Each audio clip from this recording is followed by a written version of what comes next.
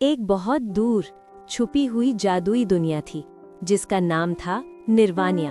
और इस दुनिया के बीचों बीच एक हसीन चमकदार कांच का महल खड़ा था।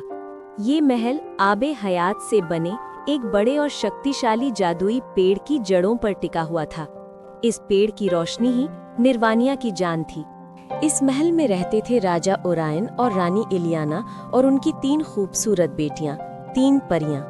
सबसे बड़ी नूर, रोशनी और शांति की मलिका, बीच की तारा, नरम दिल, प्रकृति और कला की शक्तियां, और सबसे छोटी काजल, चंचल मगर तेज हवा और बहादुरी से भरी।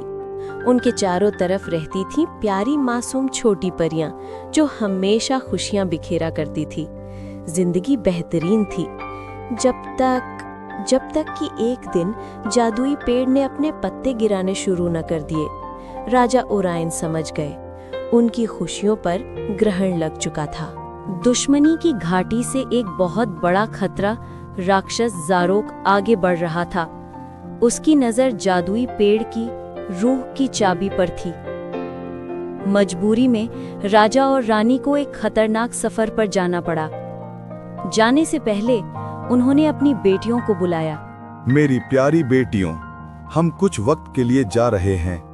तुम तीनों को कांच का महल और पेड़ की सुरक्षा करनी है। याद रखना, रूह की चाबी पेड़ की सबसे गहरी जड़ में छुपी है। बेटियां, ये मुश्किल वक्त है, मगर हिम्मत रखना।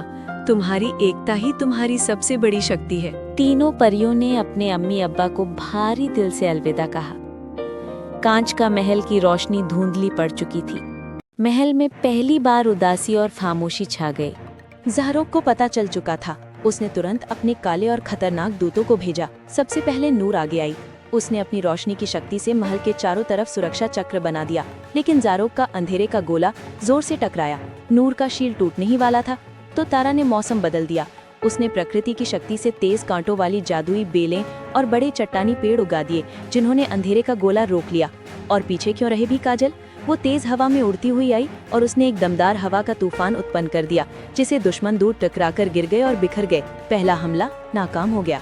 मगर ज़ारोक बहुत चालाक था। उसे पता था कि शक्ति से वो नहीं जीतेगा। उसने अपना रूप बदला और एक भोले भाले थके हुए फकीर का रूप लेकर महल के दरवाजे पर आया। बेटा, मैं निर्वानिया का भटका मुसाफिर हूँ। अगर सिर्फ एक घूंट आबे हयात नहीं मिली तो मैं मर जाऊंगा। नूर जो नियम मानती थी उसने मना कर दिया, मगर तारा का नरम दिल पिघल गया और काजल भी उसके साथ थी। दीदी देखो तो, अगर इनकी जान चली गई तो ये हमारी गलती होगी। अपनी बहनों के प्यार के आगे नूर हार गई। उसने फकीर को एक घूंट आबे हयात दे दी और वही पल फकीर का रूप बदल गया। वो था बेवकूफ परियों, तुम्हारी नरम दिली ने तुम्हें बर्बाद कर दिया। अब ये पेड़ मेरा है। और ज़ारोक ने अपना काला जादू किया। जादुई पेड़ का रंग काला पड़ गया। तीनों परियां कैद हो चुकी थीं। बताओ, रूह की चाबी कहाँ है नूर, वरना तुम्हारी छोटी बहनों को मार डालूंगा। नूर टूट चुकी थी। उसने रोना शुरू कर दिया। माँ, पापा, हमसे गलती हो गई। मैंने सब बर्बाद कर दिया। मगर तभी तारा और काजल ने अपने आंसू पोंछे। उन्होंने नूर का हाथ पकड़ा। नहीं दीदी, हम तीनों ने मिलकर फैसला लिया था। हम तीनों जिम्मेदार हैं। और फिर चमत्कार हुआ।